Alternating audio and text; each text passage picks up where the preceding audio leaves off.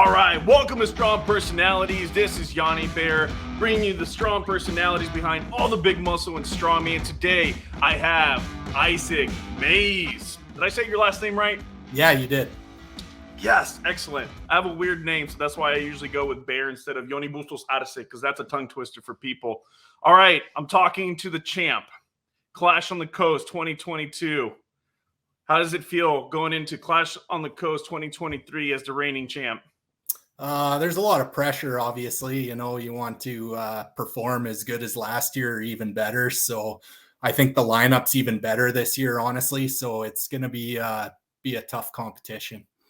Do you what have you had to do to one get back here, but also improve your game? To again, you knew based on last year that this year was going to be harder.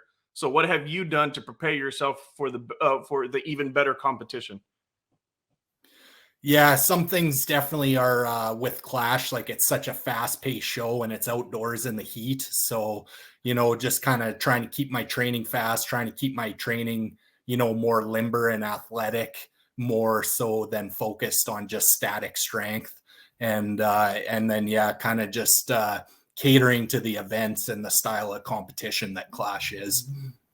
Do you prefer the Clash style or do you prefer the traditional style where you have more than, two weight classes competing in a day and you're looking at like over 80 athletes on that slower pace? I definitely like the Clash style better. It's something we see in Canada all the time. You know, it's where you kind of just you bang out 5 or 6 events in 3 or 4 hours and then you're done. I like that way better than sitting around for, you know, 2 or 3 hours in between events and then you got to get warmed up and psyched up again. It just makes for long days that way. Do you feel like you've been more tired from those long competitions or the shorter ones? You're definitely more tired in the moment in the shorter competitions, but I think like those longer competitions are kind of just more taxing. Just, you know, you stiffen up in between events and stuff like that, and then just trying to get motivated again and stuff like that. Whereas, you know, Clash, you kind of just got to bust your ass for 3 hours and then it's all said and done. So. Yeah, and I think you were talking about like trying to, spike your adrenaline every couple of hours. That can also be draining. So I'm curious. One of the things I've noticed here in the last few years that it seems that Canada is the new cold country where we're seeing a lot of strongman coming out, right? So what Yeah. is it about Canada that brings out these really strong athletes? Honestly, I think it's just the sport of strongman that's growing. I started competing in 2016, and in the last, you know, 3 or 4 years, it seems like there's a lot more opportunities in Canada and a lot more incentive. So that just kind of seems to bring out the better athletes, and it makes guys compete harder. It makes, you know, men and women train harder, and yeah, it just seems to up the level of competition, and everybody's getting better. Very good point. With the growing sport, what are some of the other things that you're excited to see in strongman now that you're seeing it grow so quickly and so big? It's just good to see more competitions and more opportunities for all the weight classes and men and women as well. You know, seeing the women at the Pro Arnold this year alongside the men was huge. We got a few opportunities coming up in Canada, some big shows coming out west, whereas more so all the kind of pro stuff has been on the east side of Canada. So it's good that it's getting spread out and just kind of diversifying. So that way it's kind of accessing everybody, not just kind of in one central location.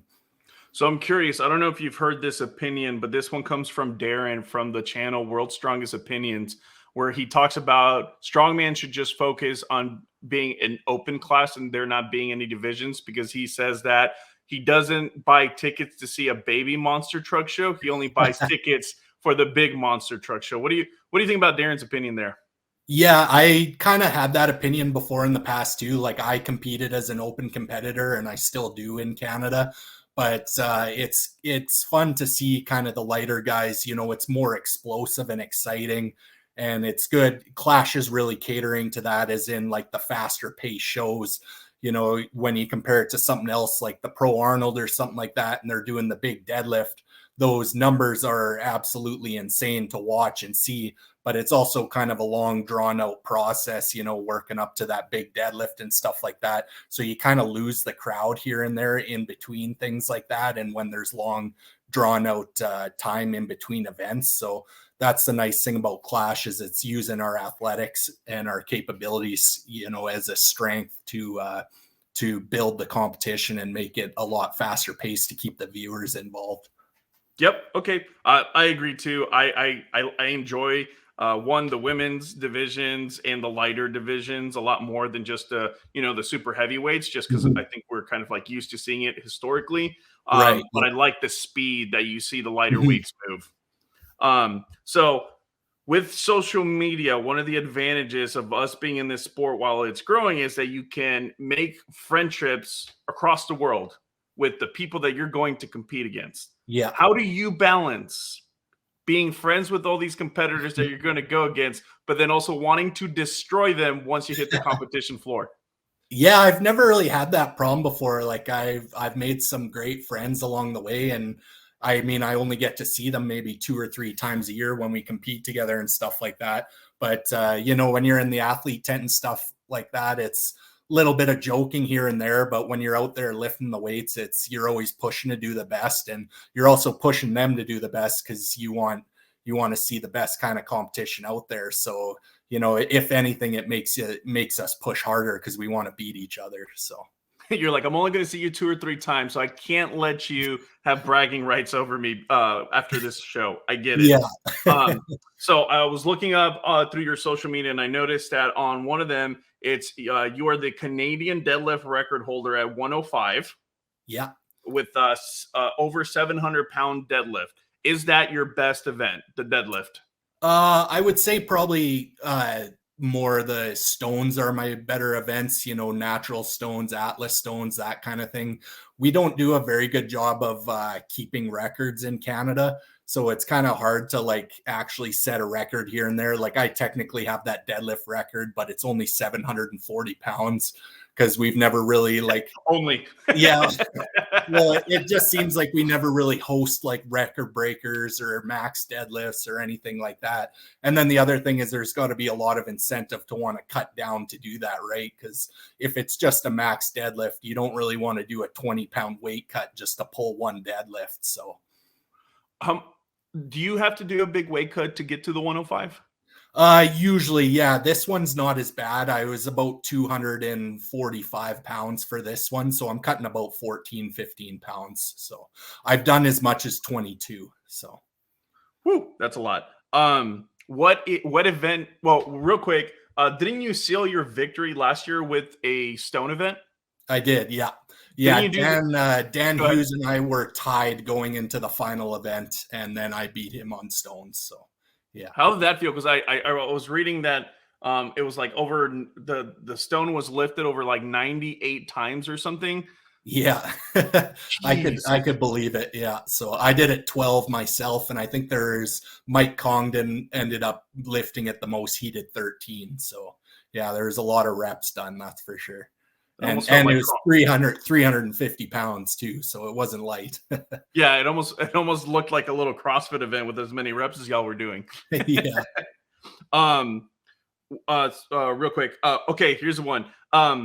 Would you? Oh, sorry, I'm bouncing back and forth. Sorry about yeah, that. no worries. What event is your kryptonite event?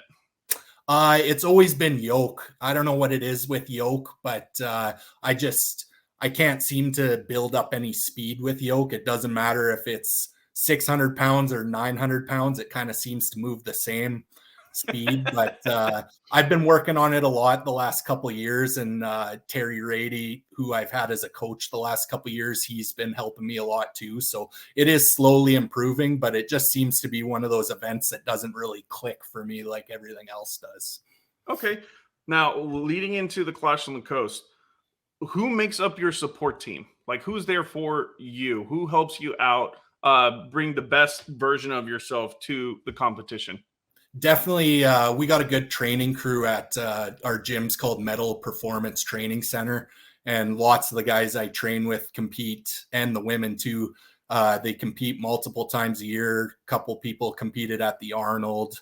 and compete within Canada and stuff like that. So we got, it's a real like strongman and powerlifting specific gym. So we're really good at pushing ourselves there. So Awesome. What about nutrition and what about recovery? Yeah, for nutrition, I don't push it too hard. I don't track macros or anything like that. I just try to make healthy food choices, for a few months leading up to a competition and stuff like that. And then, yeah, same for recovery. I try and get as much sleep as I can when I'm working on the road and stuff like that. It's a little tougher, but yeah, as far as nutrition goes, when I'm working on the road, I'm at least able to eat a lot. So. Gotcha. Have you looked at the people you're going to be going against in the first heat? Yeah, for the most part, yeah. There's a few guys on there that I don't really know or recognize, but for the most part, I know them. Yeah. Have you? Are you the type that likes to investigate their competitors on social media, or are you just like, you know what, I'm just going to focus on what I can do, and then whatever happens at the competition? Yeah, like I kind of get to see who everyone is, but it's not like I do any crazy digging or anything like that. I kind of just, take a quick scroll and be like, oh yeah, I remember him from this competition or him from this competition kind of thing. And I know what everybody's capable of, but I also know what I'm capable of. So it's, yeah, it's going to be trying to get through the heats as easily as possible to save as much as I can for the final, hopefully. Who is your biggest threat? For the heats or for the final? Let's start with the heat and then finals. For the heats, it would definitely be Richie. He's made the final both years as well, and he took second place the first year. So when he's been a little banged up as of recent, but when he's healthy, he's really good. So yeah, he's definitely the other top guy in my heat. And then we'll have to see who makes the final, but I think it's going to be a good battle in the final. If Dan Hughes makes the final, if Andrew Clayton makes the final, Tommy Sharp, there's going to be lots of good, really fast, athletic guys in the final. So, okay, sounds good. You were talking about you having to travel a lot. On your job description, it just says you're a geologist. Is that right. your job? Yeah. So what do you do? Yeah. So I work as a geologist on a oil drilling rig. So I kind of just follow the rig around, and as they're drilling, I'm technically a consultant. So I'm just advising them what they're drilling through and kind of giving them the reservoir potential and the quality of the oil they're drilling through and stuff like that. So does that impact your all the traveling? Does it impact your training, or is it just something that you're used to now? yeah, it does quite a bit because I'm usually on the road for about 4 to 6 days at a time. And then I'm only home for about 2 days in between while they move the rig to the next location. So when I'm at work, I'm working 12-hour shifts. So I'm quite tired. And then the only training I can do is whatever small town I'm around. It's whatever they have for a gym. So the general area I've been working in, the gym I've been going to only has like barbell, dumbbell, and all bumper plates. So I've basically been doing just, the basics when I'm at work, and I can only get up to 585 on a bar because of the bumper plates are so thick. That's all you can fit on the sides of the bar. But I know it's better than nothing. And that's plenty of weight, to work with in between. So, and then I try and squeeze in 2 big event days when I'm home at the gym here in Regina. Is it being a geologist? Is that why you feel so comfortable with any of the stone events? Yeah, it could be. That's definitely, yeah. Rocks have always been my thing. When I was a kid, I was always lifting rocks and always interested in them and stuff. And then I kind of heard there was good money in geology too. So I was like, oh, it seems like a no brainer. I might as well, go to school for that. And yeah, it worked out. So, all right. So, you have a dog, right? yeah, I do. Yeah. Okay. I love the video where you give him a moose knuckle. Yeah. So, yeah, that was, we got drawn for, my grandfather and I got drawn for moose hunting down here in the prairies. And so we ended up shooting 2 moose this year. So that was about 800 and some pounds of meat. So that's all I've been eating for this clash prep is moose meat. And so, yeah, Axel is his name, and he definitely gets his fair share of meat and bones as well. No, I love it because I feed my dogs raw food. So anytime I see Yeah, people giving bones, I'm like, yeah, yes. So you said you hunt moose. Okay, those things are massive because I've seen yeah, videos of them just running through 3 feet of snow like there's nothing there. And I've yeah. read that that moose attacks or injuries from moose is more common than like bear attacks. Like, are you not intimidated by like running into one of those guys like face to face without anything to defend yourself, or is it just so common for you? You're like, bring it. Yeah, they're not moose aren't too common in the in southern Saskatchewan here, so you see them here and there, but you're not really kind of scared of running into one in close quarters. And it seems like I don't know, I've never really been worried about it either, but yeah, they're definitely further up north and stuff. They're everywhere, and but yeah, no, they're big gentle giants, I guess, until you come across the wrong one, I guess, but. I came across I think there were elk in Colorado, Yeah. and it was during mating season. Okay. Yeah. So I tripped, and I kind of tripped. You know how like when you're tripping, you kind of do those long steps in front of you to catch yourself, and you're Yeah. looking down. You're just trying to catch yourself. Well, I came around a corner where like the forest picked up, and I look up, and it's like these female elk, and I started hearing like this rustling next to me, and then suddenly these like giant antlers come out, and I was just like, yo, these are your girls. I wasn't even talking to them. I didn't even mean to look at them. I like that's the scariest scared I've ever been. I was more scared of that than if I had ran into a bear, just because of That's how cool. aggressive I had Yeah. heard they were going to be. So I got a question for you on that one. Would you rather have the all-time record buck of all time, like Ooh, based on the point system, yeah. or would you rather have the all-time deadlift record at 105? Ooh. I think I And would neither of take them would ever be broken. Let's say you get it, and then for yeah. whatever reason, it just can't be broken. Which one would you rather have? I think I would rather have the deer, honestly. If I yeah, yeah. Yeah, that actually the world record comes from Saskatchewan. I don't know if you know that or not, but it was back in 1994 or 95, I think. It actually and it still holds to this day 20 some is years later. is that the one where you use the point system where it's like at 205 points or something like that? Yeah, it goes by inches or whatever. It's the Boone and Crockett scoring system is what it's called. But There we go. so, That's what I yeah, had looked up. So that's why I yeah, was wondering. I was like, I wonder if he would yeah. want that. So, and it's actually crazy too, like the amount of like covers and magazines and stuff he's been on and sponsorship deals and stuff like that is like, it's actually, it'd be a lot more money too. That's for sure. Oh yeah, for sure. So you'd rather okay, got it. So you did rather have the record for the buck, right? Yeah. Yeah. Okay, yeah, good call. And I feel like the adventure on hunting that down would surpass the adrenaline rush from a competition where you were going for that deadlift record because Yeah. it's just like that, like what 10-15 seconds versus all the traveling you have to do for the hunt. Yeah. Yeah. That's true. Yeah. All right, what is Canada's greatest export and why is it Ryan Reynolds? Oh, that's funny actually. Yeah.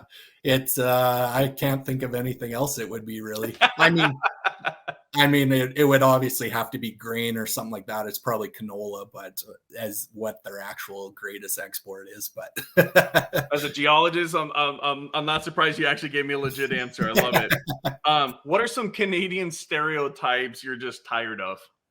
Uh, honestly, I'm not tired of any of them. They're pretty funny. When I go to the competitions and stuff like that, some guys give me a hard time, and it's worth a laugh since I only have to see them a few times a year. I'm not sick of them yet, but yeah. Nick Myers is always good for it. He's been DMing me because he's coming to ref the competition, and he loves making fun of Canadians. So I'm sure I'll hear lots out of him when I'm at Clash. Um, so with with the with the sport growing so much and you're seeing a lot more countries, what are some of the countries that you want to go compete in? Iceland's definitely one of them. Because of the rocks. Yep. Yeah, absolutely. Even if I don't actually do a competition, I still want to go, lift all the historic stones there and stuff. And I still haven't been to Europe, so I would definitely like to do maybe an SCL or 105 show or an Ultimate Strongman 105 show at some point, in the UK or something like that. Okay. There was a athlete that I can't remember his name, but I had interviewed him for a competition that I was commentating. He actually got um, moved to Antarctica for a job, and Yeah. part of his requirements for him to take the job was for them to take stones and yokes over there.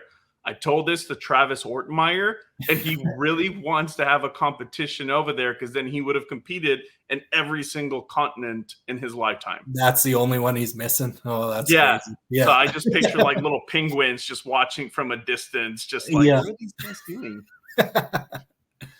All right. So we know that athletes do a really good job of taking care of their body physically because it shows in the results at the competition floor. What do you do to take care of your mental health so that way you're at your best competition day? Definitely, yeah, something with competing is definitely like a lot of visualization and kind of like self affirmation and stuff like that. Like you got to believe in your head that you can do what you're capable of doing and stuff like that. So I've had competitions where I thought I was just going to walk into them and do well, and you kind of don't really think about anything in your head, and then it doesn't go the way you want it to because you haven't really visualized or planned that, made that plan in the back of your head. So definitely the few days leading up to the competition, it's always good to just kind of sit and chill out with yourself and just kind of play every event over in your head and just kind of plan how it's going to go. What do you do to have fun and to just break away from just the stresses of work and training for a competition like this? What do you do just for fun? I obviously hunting and fishing are two big things. Yeah, taking my dog out for walks and stuff like that, and a little bit of camping here and there and stuff like that, and then obviously go out for some good food and the odd beer here and there too, and that always helps. So Tyler's dreading all the questions he's getting about the after party. yeah, So yeah, I'm down for the beer. Well, yeah, beer, not beers like some of us are talking about. Yeah, so nature sounds like that is your peace of yeah. mind whenever you're getting stressed out with everything. I love that. What's the last thing you read for fun? Ooh, I don't even know. Honestly, I haven't read a book in a long time. I read the odd thing on the internet and stuff like that, but I don't Okay, what even. do you enjoy reading? Usually it's like a lot of like kind of interviews and more so like podcasts and stuff like that. One really good podcast actually is the Norse mentality that's it's a lot of more mental side of stuff, and that which goes back to our other question actually. But yeah, that was that's you more so I have time to listen while I'm driving and stuff more rather than read, just because I drive 3.5 hours to work and back every few days and stuff like that. So Can you give me something that you've gone out of that podcast, the Norse mentality, that you picked up in the last year since last Clash on the Coast that you're taking into this one? yeah, a lot of it is to do with kind of just like learning from your mistakes and moving on and not forgetting them, but kind of putting them behind you and learning how you can be better and improve on them and stuff like that. So you gotta, not dwell on what you've done in the past and stuff like that, but I'll use it as fuel and use it as information to try and learn how to be better for the next one. Got it. All right. So, us talking about mistakes. How do you rebound from mistakes? On competition day, it's if there's a mistake or something, best thing to do is just drop it and put it behind you, because there's nothing you can do to change it. So really it's just honestly throw it in the garbage, throw it behind you, and focus on the next event.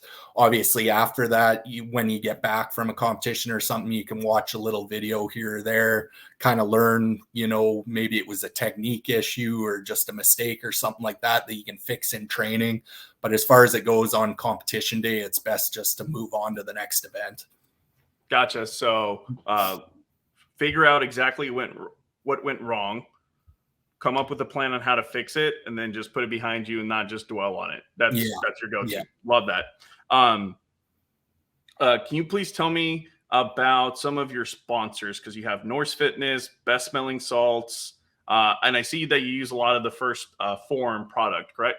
Yeah. So yeah, Norse has been great. They've been with me since, or I've been with them since 2018, since before I really even won anything big. So, uh, yeah, they've supported me the whole way. And they're based out of North Carolina. So I'm going up to see them after Clash. And the other one is Zone Smelling Salts. They're actually sponsoring Clash on the coast as well, so I'm sure a few of them will be there, and everyone will be snorting their smelling salts and stuff too. So yeah. I'm not a smelling salt guy. No. No.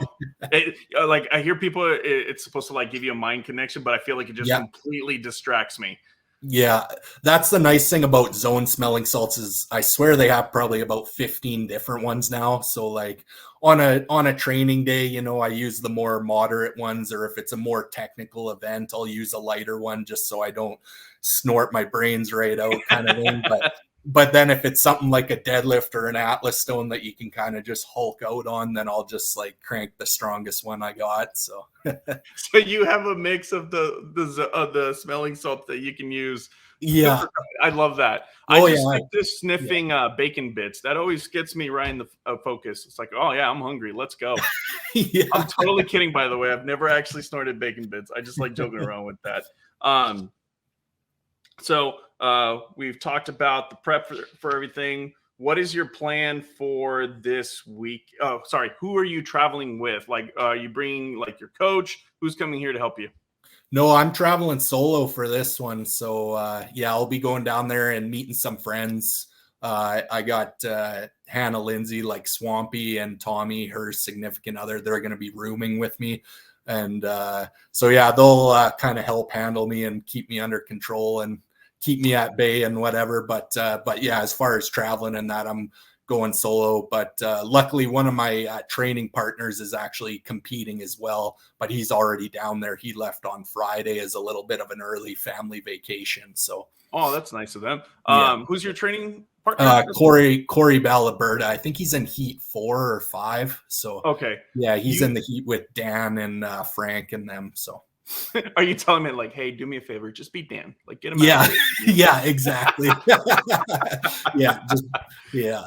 You said that you have people that to help you stay under control. Are you the anxious type? Are you just like you can't sit still, or what are they controlling while you're getting ready to compete? Oh, nothing crazy really. Yeah, just kind of making sure I have everything I need more so, and just making sure everything's in order. Yeah, it's more so just kind of like making sure I have all my equipment organized, make sure I got all the food I need, kind of stuff like that. And then because I know what I need to do and all that. So, and I'm not really much of an anxious person or anything like that. So You don't, yeah, you don't seem like it. That's why I was curious on the choice of words, the yeah. controlling you. I was like, does he unleash like a different version when he gets to the state? Yeah. What do you have to travel with? Like, what can you not travel without? Bring a weigh scale, obviously, because I'm cutting a bunch of weight. Okay. Yeah, bring in some supplements, stuff like that. One thing I do bring is I'm bringing a big battery powered fan that I keep in the athlete tent when competing at hotter competitions like this. And yeah, This is looking like it's.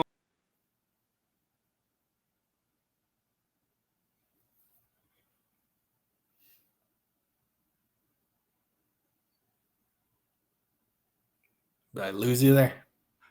I accidentally removed myself from That's there. what I thought. Yeah. What was the last thing you heard?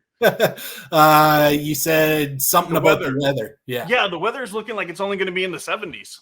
Yeah, that's what I was kind of scared about. It looks like we might get a little bit of rain on the first day too, which but hopefully not. Hopefully the weather holds up. But yeah, hopefully we don't have something like what happened at OSG, unfortunately, when they got hit by that Hurricane Nicole. Yeah. Like for Lynn to be able to still pull that off only like in 2 days with 400 athletes, like props to them. So yes, hopefully no rain or anything like that. I'll definitely be editing that out where I accidentally locked myself yeah, out. it's all good. This is an important question because I know people are going to be wondering about this, and this is very serious. Who's going to be taking care of Axel? Mel's gonna be hanging out with him here, so yeah. Good. So Good. yeah, he'll be staying at the house. Yeah. So, but yeah, he gets along with everyone. So we've had, my grandparents have watched him, my aunt and uncle have watched him, her dad's watched him. So he gets along with anyone. So He's as like, long just as you leave me a take him to moose the park, knuckle and we're good. yeah, as long as you take him to the park and feed him food, he'll be your best friend. So Okay, awesome. Good. That was very important because I was like, who's taking care of the dog? Because that's my big worry with my dogs. They're like 100-pound shepherds, and they're yeah, very yeah. picky on who like takes care of Oh, them. really? Yeah. Because if they're on a leash and they don't like respect the person, they'll drag them. Oh, really? Yeah, because that's 200 pounds of shepherd just dragging people. And Yeah. I've seen it, like, I've seen them clip people's legs and they literally flip up in the air like cartoons. It's hilarious, but scary at the same time how Yeah, strong they no are. kidding. All right, Isaac, I know you're traveling here soon. You start traveling tomorrow? Yeah, I fly out at 5, so I'll be out at the airport at about 3 in the morning, and takes me 3 flights to get there, and I got to drink. 3? Yeah, and I got to drink 2.5 gallons of water for my water cut too. So I'll be fucking peeing in the airports and peeing on the planes nonstop too. So it's a rough day of travel, but I'll You make should it. just tell them that your seat should just be the toilet. Just be like, Yeah, just go to the toilet. yeah. We're good. I always try to book like my seats as close to the bathrooms as possible, just so I'm not tripping, so I'm not tripping over everybody running to the bathroom 3 times in one flight. So Cool. And you have to do that for 3 flights. So yeah. you fly from Regina? Yeah, I fly from Regina, and then Toronto. Regina, sorry. Yeah, Toronto's kind of the hub in Canada, so I got to go to Toronto, and then I go to New York, and then from New York I go to Savannah. So yeah. All right, we need to get more. Do we have a Clash in Canada yet? We had it was called Western Canada's Strongest 105, and we gave away a Clash invite at that show, but we don't have an actual Clash Hey, competition. Tyler, you listening? Yeah. We need a Clash so that way we Yeah. reduce the traveling a little bit for our Yeah, Canadian friends. Yeah, definitely. Yeah. So All right, Isaac, I will see you later this week. Any last words?